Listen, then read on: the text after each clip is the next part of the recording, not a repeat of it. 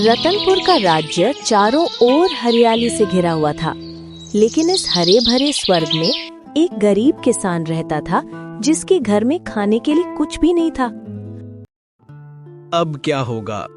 मौसम भी दगा दे गया। राधा की दवाई का पैसा कहाँ से आएगा? पिंकी को मैं अच्छा खाना कब खिला पाऊंगा? मेरे पास तो अपनी झोंपड़ी की मरम्मत के लिए भी फूटी कौड़ी नहीं है।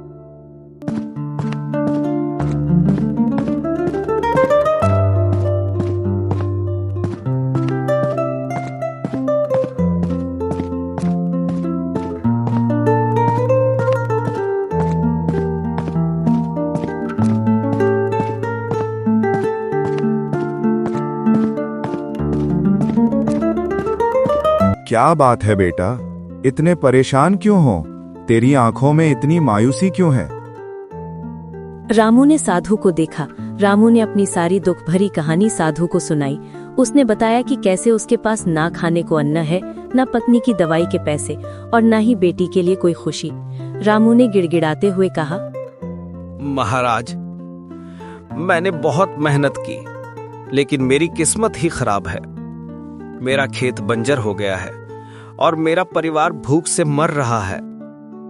चिंता मत करो बेटा, ईश्वर कभी किसी को भूखा नहीं सुलाता।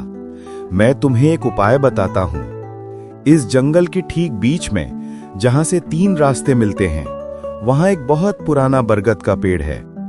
उस बरगद के पास ही एक अनोखा जादुई पेड़ है।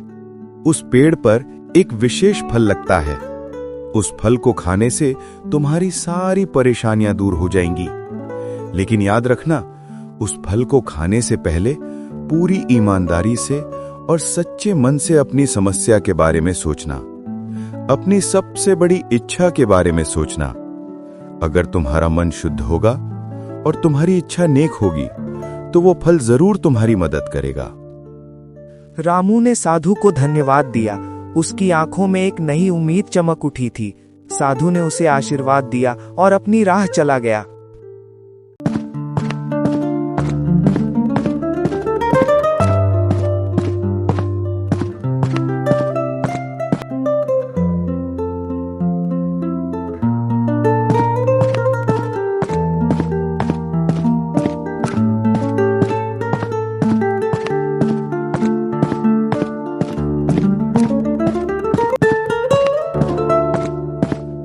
रामू तुरंत जादुई पेड़ की तलाश में निकल पड़ा।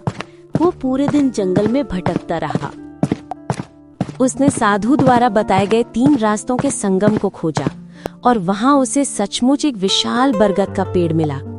उसने बरगद की चारों ओर देखा, लेकिन उसे कोई अनोखा पेड़ या जादुई फल दिखाई नहीं दिया। सूरज ढलने लगा था और जंगल में अंधेरा छाने लगा था। जंगली जानवरों की आवाजें उसे डराने लगी थी। रामू थक हार कर बरगद के पेड़ के नीचे बैठ गया। उसकी आंखों में फिर से आंसू आ गए थे। उसने सोचा, शायद मेरी किस्मत में यही लिखा है। साधु ने मजाक किया होगा या मैं ही उस पेड़ को पहचान नहीं पाया। उसकी हिम्मत जवाब दे चुकी थी। तभी उसकी नजर बरगद की जड़ों के पास उगे एक छोटी सी लेकिन चमकदार पौधे पर पड़ी। उस पौधे पर एक भी पत्ता नहीं था, बल्कि उसकी डालियों पर एक चमकता हुआ सुनहरा फल लटका हुआ था। फल से हल्की हल्की रोशनी निकल रही थी, जिससे आसपास का अंधेरा कुछ हद तक कम हो रहा था। रामू को लगा कि यही वो जादुई फल होगा जिसके बारे में साधु ने बताया था। उसके मन में थोड़ी हिचकिचाहट थी, लेकिन भूख और निराशा इतनी थी कि उसने अपनी हिम्मत जुटाई। उसने ध्यान से उस फल को तोड़ा। फल उसके हाथ में आते ही एक हल्की सी गर्माहट महसूस हुई। उसे याद आया साधु की बात, फल खाने से पहले अपनी समस्या के बारे में सोचना। उसने आंखें बंद की और मन ही मन सोचा, हे भगवान, बस मेरी राधा ठीक हो जाए। उसे अब और बीमार नहीं देख सकता। और मेरी पिंकी, वो कभी भूखी न सोए। उसे भी भरपेट खाना और नए कपड़े मिले। हमारे खेत फिर से हरे भरे हो जाएं, ताकि हम सम्मान से जी सकें। जैसे ही फल का पहला टुकड़ा उसके गले से नीचे उतरा, रामू को अजीब सा लगा। उसे लगा जैसे उसके शरीर में एक नई ऊर्जा का संचार हो गया हो। उसकी वर्षों पुरानी थकान और कमजोरी पल भर में गायब हो गई थी। उसे लगा जैसे वो दुनिया का कोई भी काम कर सकता है। उसमें एक नई ताकत महसूस हो रही थी। उसने खुशी से कहा, अरे ये क्या, फल खाते ही मुझ में तो गजब की ताकत आ गई।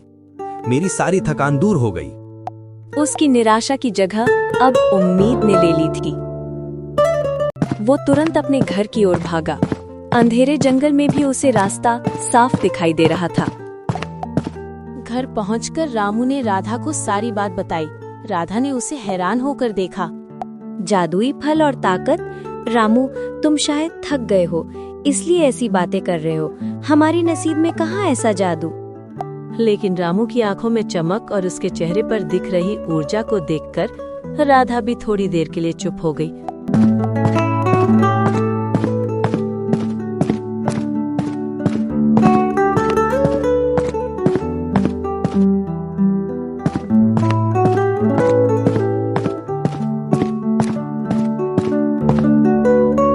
उसने रामू को खाना दिया, जो सिर्फ थोड़ा सा बचा हुआ चावल और नमक था। रामू ने खाना खाया और जल्दी ही सो गया, क्योंकि सुबह उसे खेत पर जाना था।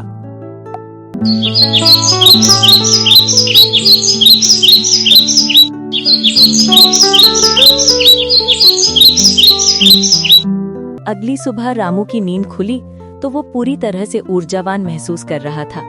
उसे रात की थकान बिल्कुल नहीं थी। वो उठकर बैठ गया।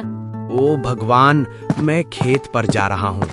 आज मेरा मन कह रहा है कि कुछ अच्छा होगा। तुम अपना ख्याल रखना, पिंकी को भी देखना। पत्नी ने अपने पति से खुशी से बोला, ठीक है जी, आप जाइए, मैं अपना ध्यान रखूंगी। और हाँ, उस जादुई फल के बारे में ज्यादा सोचना मत, बस अपना काम करो। मेहनत का फल ही असली जादू होता है।